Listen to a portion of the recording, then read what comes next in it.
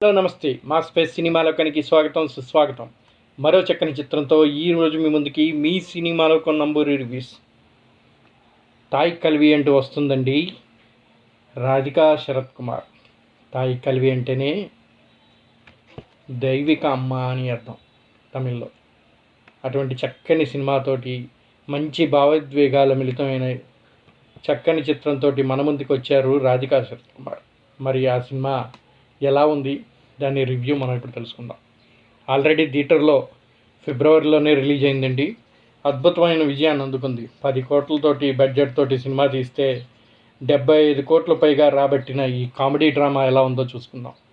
దీన్ని comedy drama అనాలా, family sentiment cinema అనాలా, లేక ఈ రోజుల్లో దూరం అవుతున్నటువంటి బంధాలు అనుబంధాల గురించి ఒక చక్కని గుణపాఠంగా చూపించినటువంటి మంచి సందేశాత్మక చిత్రం అనాలా అనేది ఈ రివ్యూ తర్వాత మీరే తెలుసుకుంటారు.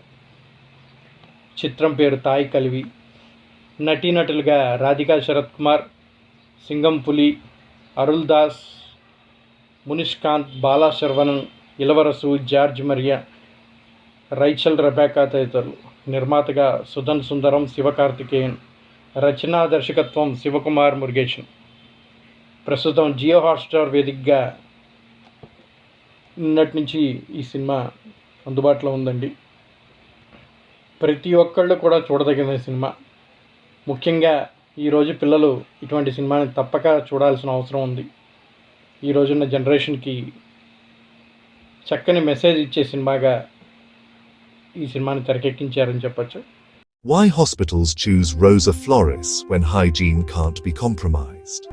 Each part of our papermaking process is in line with policies on sound environmental management.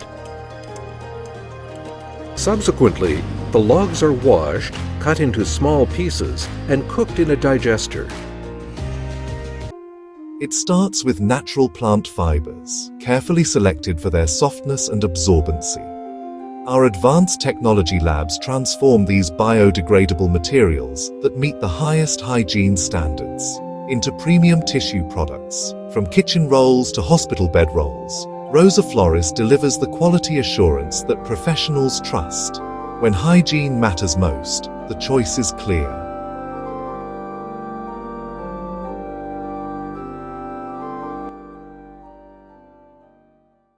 ఈ ఏడాది తమిళ్ బాక్సాఫీస్ వద్ద చిన్న చిత్రంతో భారీ విజయాన్ని అందుకున్న చిత్రాల్లో తాయ్ కల్వి ఒకటి.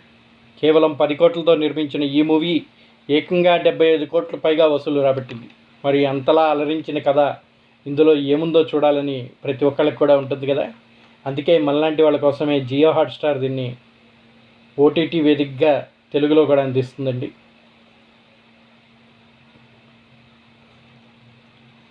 చిత్రకథ విషయానికి వస్తే, పవన్ తాయిగా రాధికా శరత్ కుమార్ ఆ ఊళ్ళో అందరికీ హడలే. ఆమె దగ్గర అప్పు తీసుకున్నవారు లేరంటే అతిశయోక్తి కాదు. వడ్డీ డబ్బుల కోసం ఆమె వస్తుందంటేనే ఎక్కడ వాళ్ళు అక్కడ తప్పించుకొని తిరుగుతుంటారు. దొరికితే ముక్కు పిండి మరీ వసూలు చేయటం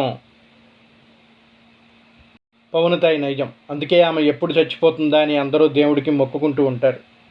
డబ్బు కోసం కట్టుకున్న భర్త వదిలేయడంతో కూతురు సురులు మనవడిని ఇంట్లోనే అట్టిపెట్టుకొని వారి బాగోగులు కూడా చూసుకుంటూ ఉంటుంది.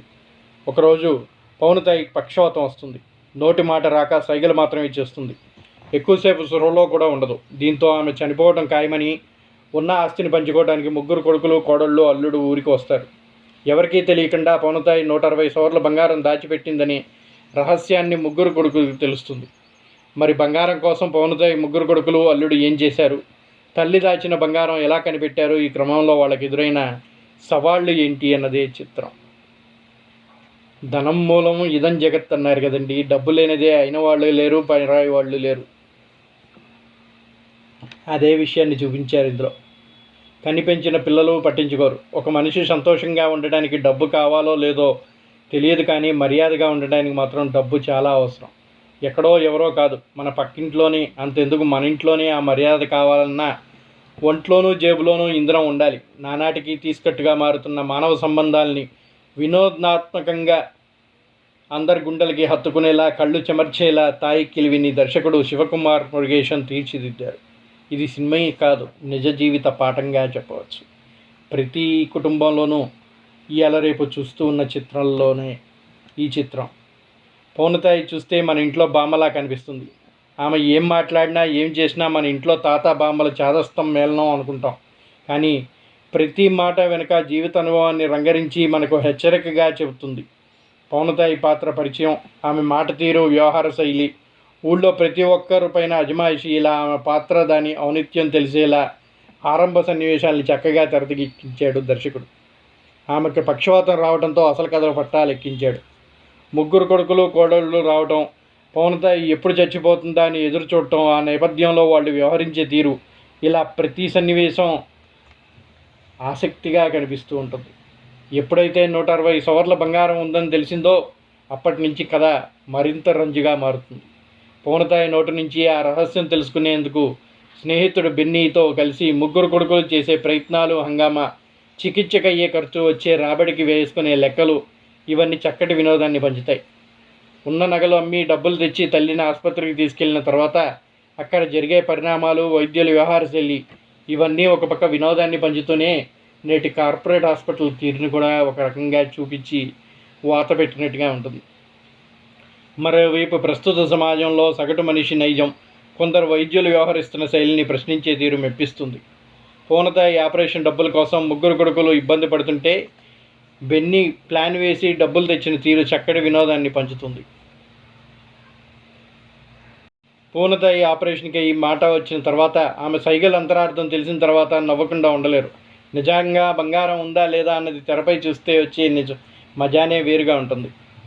ఇంకా ఈ విషయంలో ఈ సినిమాలో ఎవరెలా చేశారనేదే చాలా important. Radhika Sarath Kumar one men ఆర్మీలాగా అద్భుతంగా నటించారు. 60 ఏళ్ల వృద్ధురాలు పౌనతాయి పాత్రలో అదరగొట్టారు. ఆమె ఆహార్యం, నటన, క్లైమాక్స్లో ఆమె పలికే సంభాషణలు సినిమాకి హైలైట్. మిగిలిన వాళ్ళెవరూ తెలుగు వారికి పెద్దగా పరిచయం లేకపోయినా ఓటీటీల ద్వారా అప్పుడప్పుడు పలకరించిన ముఖాలే. ముగ్గురు కొడుకులు కోళ్ళళ్ళు నటించిన వాళ్ళు తమ పాత్రలో ఒదిగిపోయారు. పెళ్లి కోసం పరితపించే బెన్నీ పాత్రకు అర్థవంతమైన ముగింపు ఇచ్చారు. సాంకేతికంగా సినిమా చాలా బాగుంది. చూడటానికి చాలా సాదాసీదా చిన్న కథగా కనిపించినా దాన్ని నడిపిన తీరు హృదయంగా సాగుతూ ఉంటుంది. ప్రథమార్థంలో అక్కడక్కడ కాస్త అతి కనిపిస్తుంది. వేడుకల్లో హీరోలు అభిమానులు చేసే హంగామా, కమల్ రజనీ ఫ్యాన్ వార్స్, సందర్భోచితంగా కమల్ హాసన్ సినిమాల్లోని పాటలు వాడిన తీరు వినోదాత్మకంగా ఉంటుంది.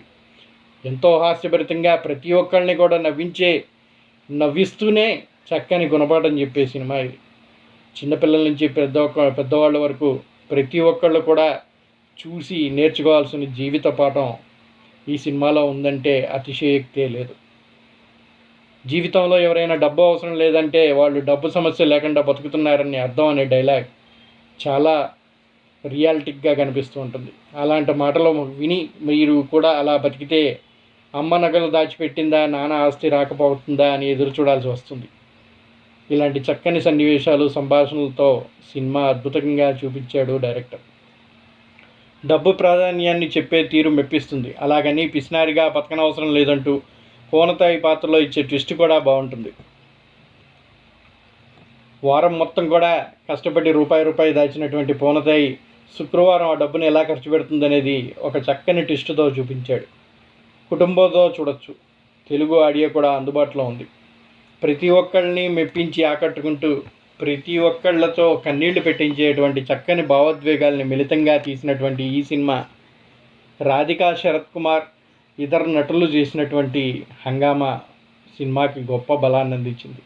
దర్శకత్వ తీరు, స్క్రీన్ ప్లే చాలా బాగుంది. ద్వితీయార్థం భావోద్వేగాలు బాగా పండాయి.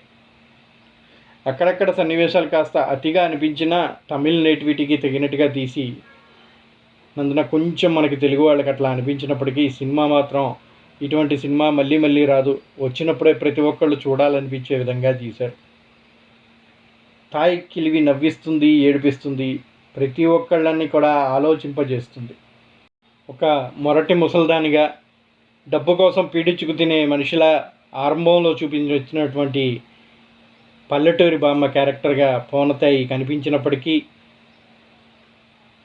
ఆమె వస్తుందంటేనే ఊళ్ళో ఉన్న ప్రతి ఒక్కళ్ళు కూడా డబ్బు కోసం పీడిస్తుందని పారిపోతూ ఉంటారు. దీంతో ఆమె ఎప్పుడు చచ్చిపోతుందా అని శాపనార్థాలు పెడుతూ ఉంటారు.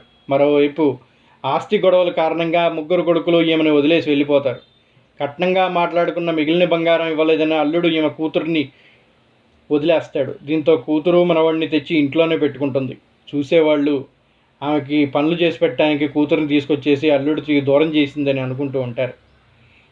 ఆమెకి ఒకరోజు పక్షవాతం వచ్చి మాట పడిపోతుంది. ఏదో సైగ మాత్రమే చేస్తుంటుంది. ఈమె చనిపోవటం పక్కా అనుకొని ఆస్తి పంచుకోవటం కోసం ఆ కొడుకులు కోడళ్ళు తిరిగి వస్తారు. అయితే ఈమె దగ్గర 160 బంగారు తులాలు ఉందని రహస్యం ఒక పిచ్చివాడు ద్వారా తెలుస్తుంది. అతను ఒక గోల్డ్ షాప్ ఓనర్ అని, గోల్డ్ కుమార్ అని పరిచయం చేసుకొని, మీ అమ్మ ప్రతిసారి కూడా నా దగ్గరికి ప్రతి శుక్రవారం వచ్చి గ్రామం బంగారం కొని అలాగే ఇప్పటికి 160 తులాల బంగారాన్ని దాచిపెట్టింది. అది మొత్తం కూడా పోయిన వారం వచ్చి తీసుకెళ్ళింది అని చెప్పడంతో ఆ బంగారం ఎలాగైనా వాళ్ళు సొంతం చేసుకోవాలని కొడుకులు కోడళ్ళు వాళ్ళు పడినటువంటి తాపత్రయం, ఆ డబ్బు కోసమే ఆమెకి సేవలు చేయటం, ఇవన్నీ కూడా డబ్బు ఆశతోటి ఈరోజు తల్లిదండ్రులను ఏ విధంగా చూస్తున్నారు పిల్లలు అనేది చూపించకుండానే చూపించాడు. ఒకప్పుడు బంధాలు బాంధవ్యాలు ఎక్కువగా కనిపించేవి, కానీ ఇప్పుడంతా డబ్బుమయం. డబ్బు లేకపోతే సొంత కొడుకులు కూడా తల్లిదండ్రులను పట్టించుకోరు. అలా డబ్బు వల్ల రోజు రోజుకి దారుణంగా మారుతున్న మానవ సంబంధాల్ని కామెడీగా, ఎమోషనల్గా చూపిస్తూ ప్రతి ఒక్కళ్ళకి కూడా చక్కని సందేశాన్ని ఇచ్చింది తాయి కిలివి. చూస్తున్నంతసేపు ఇది సినిమా అనిపించదు. మన పక్కనే ఉండే చాలామంది వ్యక్తుల జీవితంలా కనిపిస్తుంది. మన ఊళ్ళల్లో చూసే గడుసు బామ్మలు ఎలా ఉంటారో పవనతాయి కూడా అలానే ఉంటుంది. కానీ చివరికి చూస్తే కానీ ఆమె ఎంత మృదు స్వభావి, ప్రతి ఒక్క జీవితాన్ని ఎలా అర్థం చేసుకుంది, ఎంత చక్కని మెసేజ్ ఇచ్చింది అనేది థియేటర్లో చూసి ప్రతి ఒక్కళ్ళు కూడా తెలుసుకోవాలి. ఈ సినిమా కేవలం కామెడీ కోసం కాదు, ప్రతి ఒక్కళ్ళకి ఒక జీవిత గుణపాఠంగా ఉంది. థియేటర్లో కానీ మీ హాట్స్టార్లో ప్రతి ఒక్కళ్ళకి అందుబాటులో ఉంది కనుక ఇంటిల్లిపాది కూర్చొని చక్కటి ఈ సందేశాత్మక చిత్రాన్ని నవ్వుకుంటూ చూస్తూ దీంట్లో కొంతమేరైనా పాటిస్తే ప్రతి ఒక్కళ్ళకి ఉపయోగపడుతుందనే విధంగా తెరకెక్కించాడు డైరెక్టర్. ఫస్ట్ హాఫ్ అంతా కామెడీగా ఉన్నప్పటికీ సెకండ్ హాఫ్లో పవనతాయి ఆసుపత్రికి తీసుకెళ్లిన తర్వాత వైద్యులు వ్యవహరించే తీరు కూడా నవ్విస్తుంది. కానీ సమాజంలో జరుగుతున్న పలు విషయాలు గుర్తిస్తాయి. చివరిగా ఆపరేషన్ సక్సెస్ అయిన తర్వాత బామ్మ తన సైగల అర్థం చెప్పినప్పుడు ఇదెక్కడ ట్విస్టరా బాబోయ్ అనిపిస్తుంది. నిజంగా ఈమె దగ్గర అంత బంగారం ఉందా లేదా అనే సీన్ ఆకట్టుకుంటుంది. అలానే మహిళలు ఒకరిపై ఆధారపడకుండా స్వతంత్రంగా ఎలా బతకాలో పవనతాయి ఆమె కూతురుతో చెప్పించిన సీన్స్ భావోద్వేగానికి గురి చేస్తాయి. వీటికి ప్రతి మహిళ కనెక్ట్ అవుతుంది. అన్ని ప్లస్లే, మైనస్లు ఎక్కడా కనిపించవు. అటువంటి చక్కని సినిమా చాలా కాలం తర్వాత చూసే అవకాశం ప్రేక్షకులకి దొరికిందంటే అతిశయోక్తి కాదు. ఎప్పుడో కానీ చూసే అవకాశం దొరకనటువంటి ఇటువంటి సినిమాని ప్రతి ఒక్కళ్ళు కూడా ఇంటిల్లిపాది కూర్చొని మీకు కావాల్సినటువంటి స్నాక్స్ అన్నీ రెడీగా పెట్టుకొని చూస్తూ ఎంజాయ్ చేస్తూ మీ ఇంట్లో పెద్దవాళ్ళు ఎవరైనా ఉంటే వాళ్ళని కూడా కూర్చోబెట్టుకొని చూపించండి. ఇటువంటి సినిమా చూసే అవకాశం మళ్ళీ రాదు. ప్రతి తరానికి వాళ్ళకి కావాల్సినటువంటి మెసేజ్ని అందిస్తూ అందరినీ ఆకట్టుకున్న ఈ సినిమా, ఇటువంటి సినిమాలు మన తెలుగులో ఎందుకు రావట్లేదా అనిపిస్తాయి. ఎప్పుడో ఆ నలుగురు అని చెప్పేసి రాజేంద్ర ప్రసాద్ గారు చూపించారు. మళ్ళీ ఆ తర్వాత రాధికా శరత్ కుమార్ ఇప్పుడు తాయి కిలివి అంటుంది. అందులో అంతా కామెడీగా లేకుండా భావోద్వేగం ఎక్కువ పెట్టాడు ఆ నలుగురిలో. కానీ ఈ సినిమా ప్రతి ఒక్క సన్నివేశం కూడా నవ్విస్తూనే తీపిగా వాతలు పెట్టినట్టుగా చక్కని మెసేజ్ అందిస్తూ ప్రతి ఒక్కళ్ళకి సందేశాన్ని ఇచ్చినటువంటి సినిమా. డబ్బు యొక్క విలువ, డబ్బు ఎలా దాచుకోవాలి, దాని అవసరానికి ఎలా వినియోగించుకోవాలి అని ప్రతి ఒక్కటి కూడా విడమర్చి చెప్పినట్టుగా ఉంది. అలాగే పెద్దవాళ్ళని ఎలా చూసుకోవాలి, వాళ్ళు ఏ విధంగా పిల్లల మీద ఆశలు పెట్టుకుంటారు అనేది చాలా సందేశాత్మకంగా చేసినటువంటి ఈ సినిమాకి మీ సినిమాలోకం ఇచ్చే రివ్యూ 4/5. ప్రతి ఒక్కళ్ళు కూడా తప్పకుండా చూడండి. అలాగే మీకు ఈ సినిమా ఎలా అనిపించిందో మాకు రివ్యూ ద్వారా తెలియచేయండి. ఆ రివ్యూని మీ కామెంట్ రూపంలో అందించండి. అలాగే ఇప్పటివరకు మన ఛానల్ సబ్స్క్రైబ్ చేసుకునే వాళ్ళు ఎవరైనా ఉంటే దయచేసి సబ్స్క్రైబ్ చేసుకోండి. అలాగే మీ బంధువులు, మిత్రులు, సన్నిహితులు, స్నేహితులకి మా స్పేస్ సినిమాలోకం ఛానల్ని షేర్ చేయండి. మర్చిపోకుండా మా ఈ రివ్యూ నచ్చినట్టయితే ఒక లైక్ని అందించండి. That's all for now. చక్కటి సినిమాని అందరూ కూడా వినోదాత్మకంగా చూసి సందేశాన్ని తీసుకొని ఆనందించాలని కోరుకుంటూ మరో చక్కని చిత్రంతో మళ్ళీ మీ ముందుకు వస్తాం. అప్పటిదాకా సైనింగ్ ఆఫ్ మీ నంబూరి. జై హింద్, జై భారత్.